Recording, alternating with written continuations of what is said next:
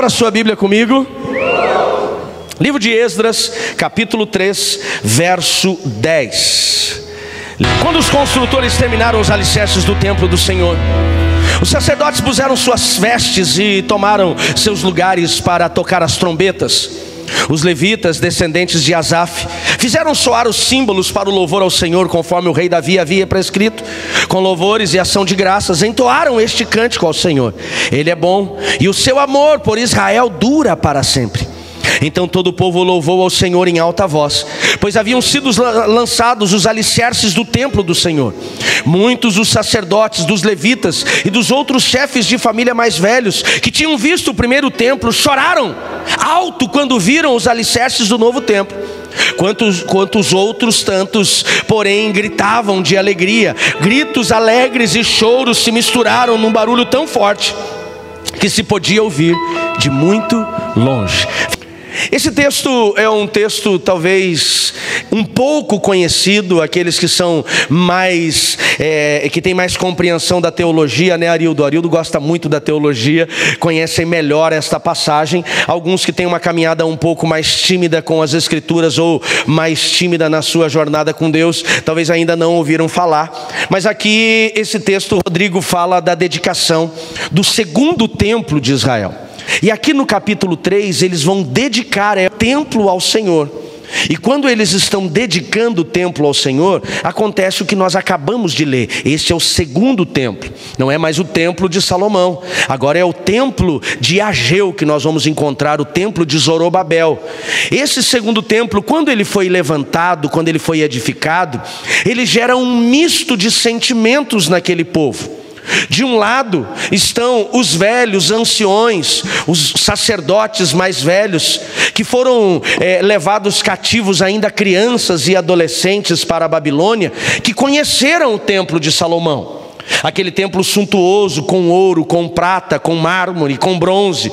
Aquele templo rico, aquele templo de prosperidade. Estes homens, quando enxergam, Rogério, o segundo templo, a Bíblia diz que eles choram de tristeza. Por quê? Porque compararam como era o templo de Salomão. E agora esse segundo templo, disseram assim: não se compara, Miguel. É muito mais inferior, é muito mais simples, porque o foco e a atenção deles ainda estava na estrutura. Quem está aqui ainda comigo, diga amém. Eles choram, porque havia uma nostalgia no coração deles. Nós perdemos, tínhamos muito mais. Por que Deus não nos devolve o templo como era antes? Esses choram. Porém tem um segundo grito, tem um segundo barulho, uma segunda agitação, que são os jovens, que não nasceram em Jerusalém no templo do templo de Salomão. Eles nasceram no cativeiro. E lá no cativeiro eles ouviram as histórias contadas, Lu. Quais eram as histórias que os sacerdotes contavam? Quando Salomão consagrou ao templo ao Senhor, a presença de Deus invadiu aquele lugar.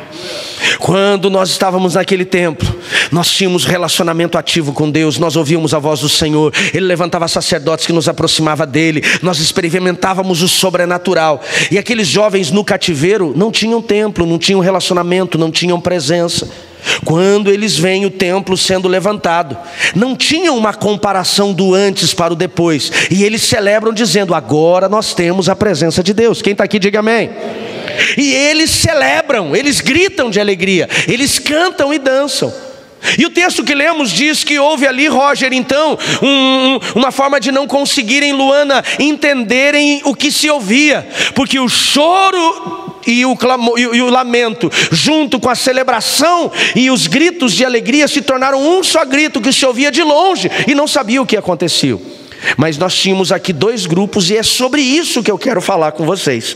É sobre nós entendermos o que Esdras 3, quais as verdades que Esdras 3 pode trazer para a minha e para a sua vida hoje.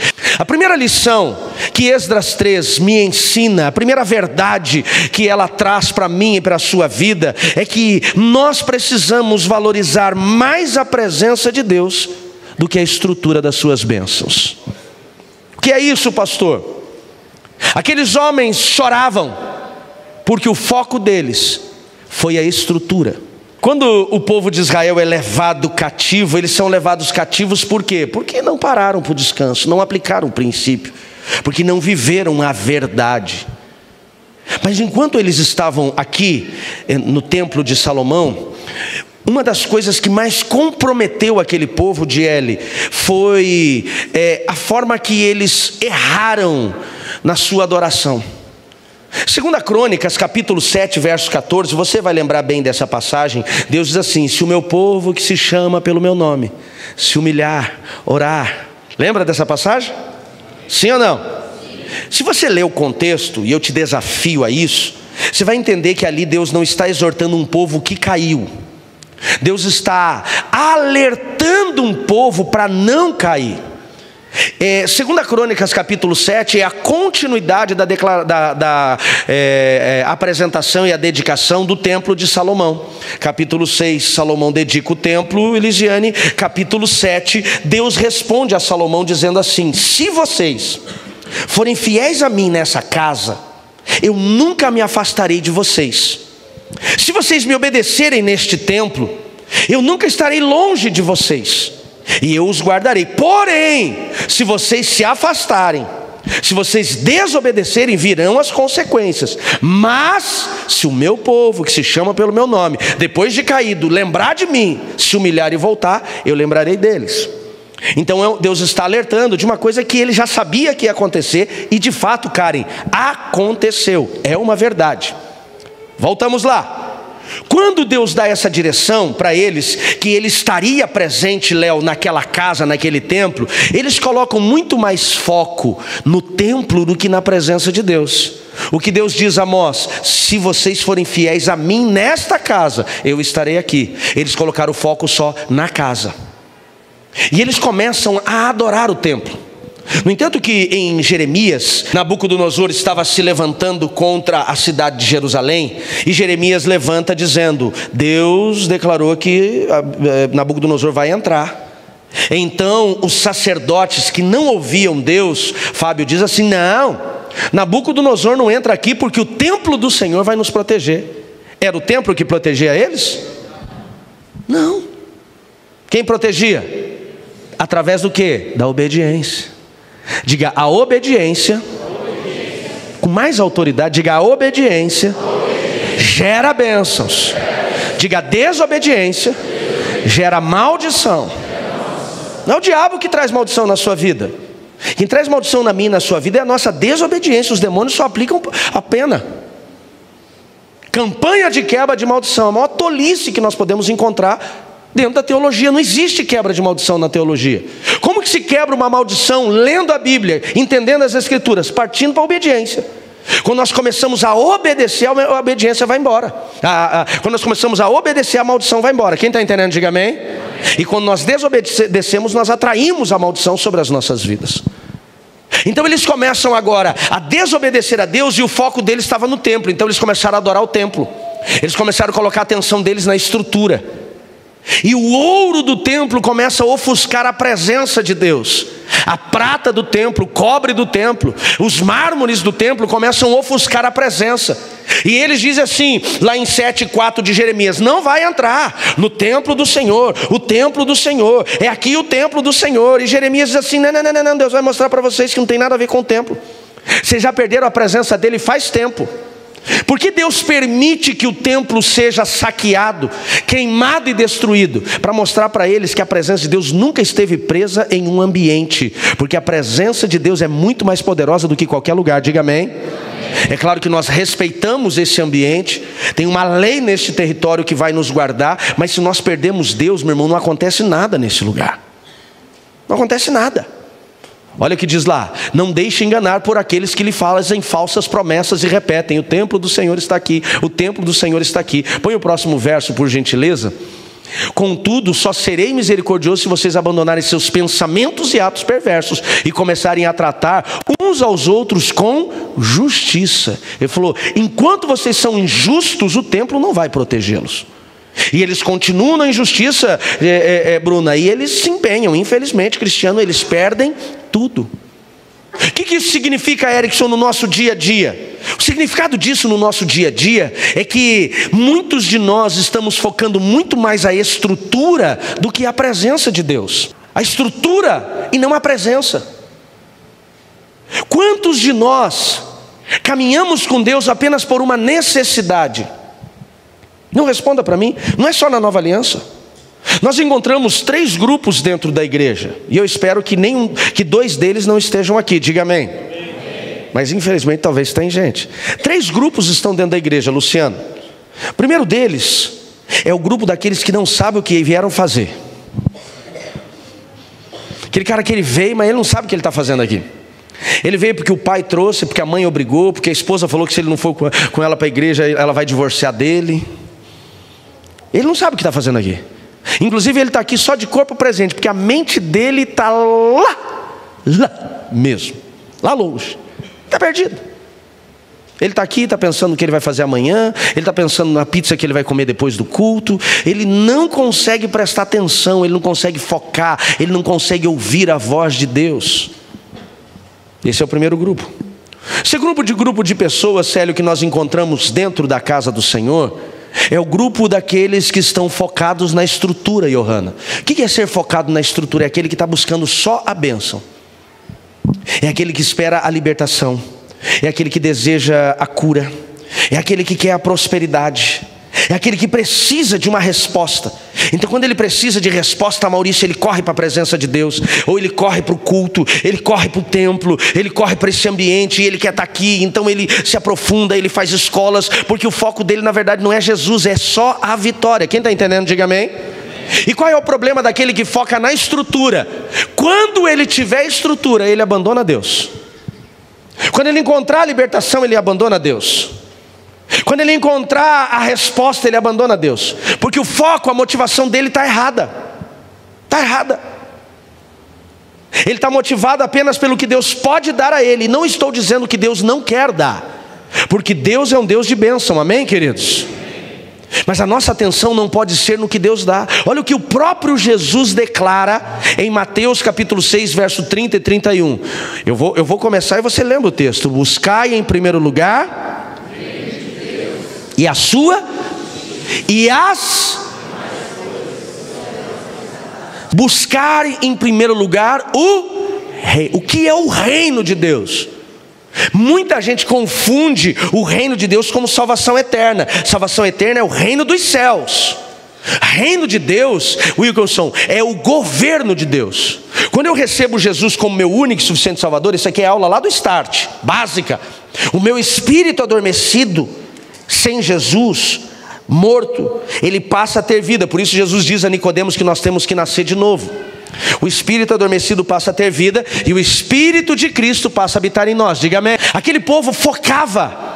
Aqueles que choraram, focaram na estrutura. Por isso eles choraram. Pare de olhar para a estrutura. Pare de olhar para as bênçãos. Pare de olhar para o favor. Foque no governo, foque no reino, foque na direção de Deus. Porque quando você e eu focarmos na presença dEle, não mais nas bênçãos, as demais coisas nos serão acrescentadas.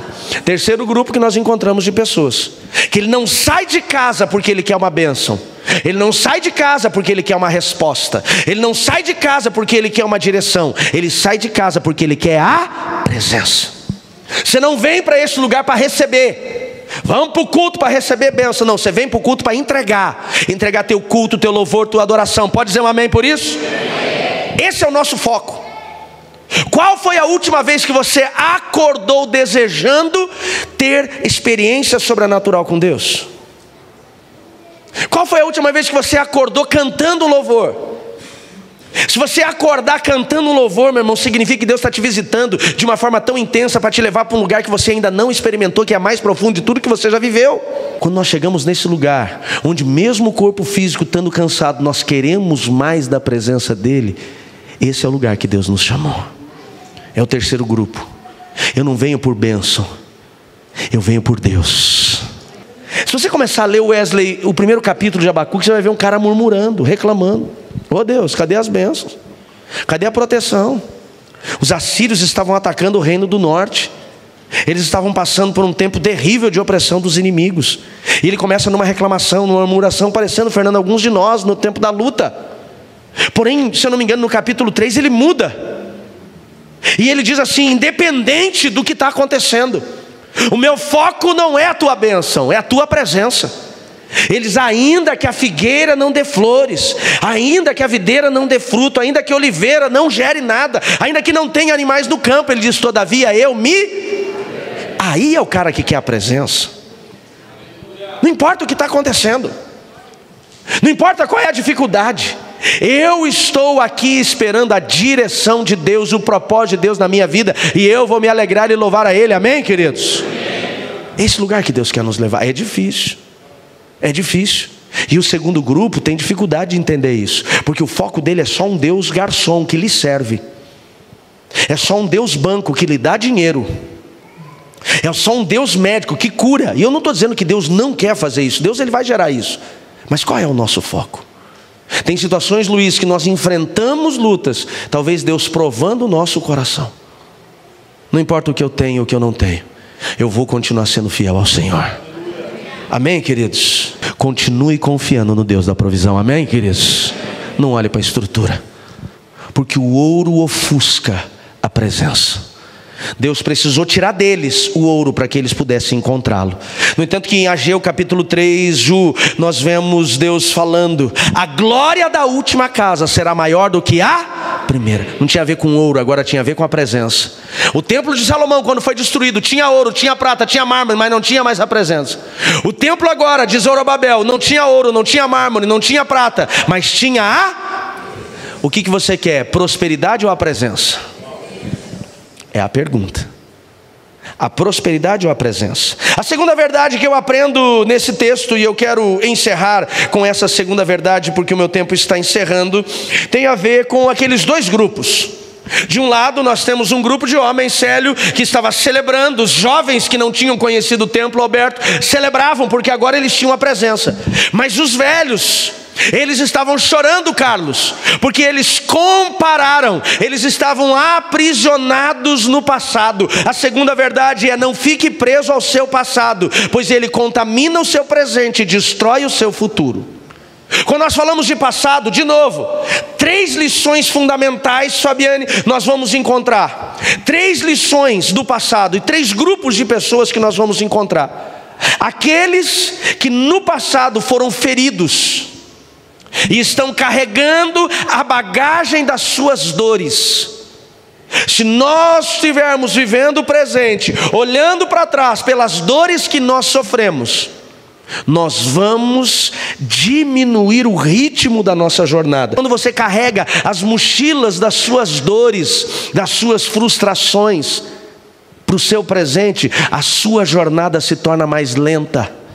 E eu via grupos de homens e mulheres com aquelas mochilas pesadas sendo carregadas, e alguns já não conseguiam nem andar, eles rastejavam. Tem gente que não rompe na sua vida financeira, não rompe no seu ministério, não rompe no seu casamento. Por quê? Porque estão carregando as mochilas do passado. Deixe o seu passado no passado. Todos nós vamos encontrar algum tipo, Denise, de frustração na nossa jornada. Alguns é o abandono dos pais, outro é a rejeição, outros são as humilhações, outros vão encontrar a traição, as injustiças. Se eu sair aqui se entrevistando, quem aqui já passou por lutas na infância? Nós vamos encontrar, Larissa, muito dizendo: eu passei. Cada um pode estar meio que conectado a esses pontos. Mas o que a Heloísa ela diz? Ela diz: o problema que quando nós passamos por dores na nossa ferida, e 80% delas são dentro de casa, com pais, mãe, com pai, mãe ou irmãos, nós vamos colocando máscaras que vão moldando a nossa personalidade, muito parecido com o livro do Cote, Dinâmica da Personalidade, a nossa escola da alma, que eu trabalho baseado nesse livro. Nós vamos construindo máscaras, e nós vamos tendo a nossa personalidade totalmente deturpada, destruída, contaminada. Por quê? Porque nós deixamos o nosso passado contaminar o presente, e o presente destrói o futuro. Elza, quantas pessoas não conseguem ser felizes no casamento de hoje, porque lá atrás, quando ainda não conheciam Jesus, viveram um casamento que sofreram traição, humilhação, e elas ficam carregando a mochila. Quantos pais não conseguem ser bom pai ou boa mãe, porque estão carregando as mochilas das feridas que seus pais aplicaram neles? Dores, vida profissional, dores de amizades que eles abandonaram. E eles ficam carregando essas mochilas e vão cada vez sofrendo mais. O que eu preciso, pastor, para me libertar desse passado? Em nome de Jesus, reconhece suas dores e deixa Jesus te curar. Amém, queridos? Porque Ele é poderoso para curar todas as nossas dores e feridas. A Bíblia diz: Ele levou sobre si todas as nossas feridas e todas as nossas iniquidades. Segundo grupo de pessoas que nós encontramos contaminadas pelo passado são as pessoas que têm um sentimento de nostalgia, que viveram coisas boas no passado, que viveram riqueza, prosperidade, felicidade, mas em algum momento perderam. São os velhos de Jerusalém. Quem está aqui comigo, diga amém. São aqueles, Clebinho, que quando olharam para o templo novo, que não tinha o ouro ou a prata, mas tinha a presença, eles choraram pelo que eles tinham lá atrás, carregando bagagens também. Sentimento de dor vai te destruir, sentimento de nostalgia também vai te destruir, porque você não consegue ter prazer. Não consegue ter prazer. Eu conversava com um senhor esses dias, de 70 anos, e ele foi muito rico, muito próspero, acho que perto de 70, 69, alguma coisa assim. E ele falou: pastor, eu estou em depressão, eu não consigo sair de casa, eu não consigo ter alegria. Uma família linda, abençoada, mas ele não consegue ter alegria. Eu falei: por quê? Ele falou: ah, pastor, eu perdi muito. E quando eu começo a lembrar, e aí alguns ainda, eles acionam o botãozinho da nostalgia. E ele vai lá para o YouTube e coloca assim: canções anos 70. Não sei se às vezes é bom não, gente. Às vezes vai te trazer umas lembranças que você vai olhar e falar: ah, sério? Para de ficar se machucando com o que já foi. Passado é passado. Cada tempo fica no seu tempo. Pastor, mas você não sabe o que me fizeram no passado. Abandona esse passado e vamos para frente. Você não sabe o que eu perdi nesse passado. Abandona o que você perdeu e se prepare para viver o novo de Deus. Pode vir um amém? Posso dizer um amém por isso? Nostalgia não vai te levar a lugar nenhum. Nostalgia, essa expectativa de viver algo novo não vai levar a lugar nenhum. Alguns querem viver o que eles viveram no casamento quando ele tinha 20 anos de idade. O que você não pode é ter perdido o amor que você tinha pela sua esposa ou pelo seu esposo no passado. Amém, queridos? Aqueles homens estavam presos num passado, sem experimentarem algo novo que Deus tinha para eles.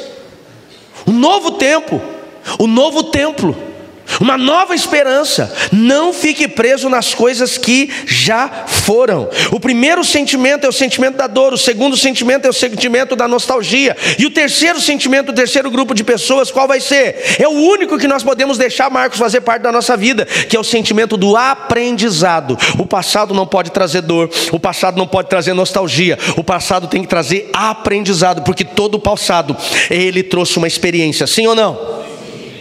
Aprenda com o seu passado e traga só o aprendizado. Fala: eu já sei como eu não posso fazer isso, o que eu posso fazer. Não é que você vai repetir, porque todo dia é algo novo de Deus. Mas a única coisa que nós carregamos do nosso passado, ou podemos carregar, é o aprendizado. Porque o aprendizado, ele gera esperança, ele gera experiência e ele gera gratidão. Deus, eu te agradeço porque eu já tive. Eu caí nessa vibe de olhar para o meu passado profissional, onde eu estive, o que eu vivia, e olhar e dizer assim: uau, se eu tivesse na indústria farmacêutica hoje eu era diretor. Se eu tivesse na indústria farmacêutica hoje eu estava ganhando 35 mil reais. Se eu tivesse na indústria farmacêutica hoje eu estava fazendo isso, aquilo, tal. E eu comecei a me perder, e eu comecei a perder o prazer por aquilo que Deus me chamou para fazer, que é ganhar almas. Ele diz que não tem preço pastorear pessoas. Meu salário não chega nem perto do que eu poderia estar ganhando lá. Mas eu fiquei preso nessa nostalgia há um tempo atrás, e eu comecei a desanimar. E o Espírito Santo falou para mim: sai desse lugar. Não é esse lugar que eu tenho para você. Porque hoje o meu foco é te prover, se eu vou te sustentar. Porque o que você vai viver é na eternidade o que eu tenho de favor para a sua vida.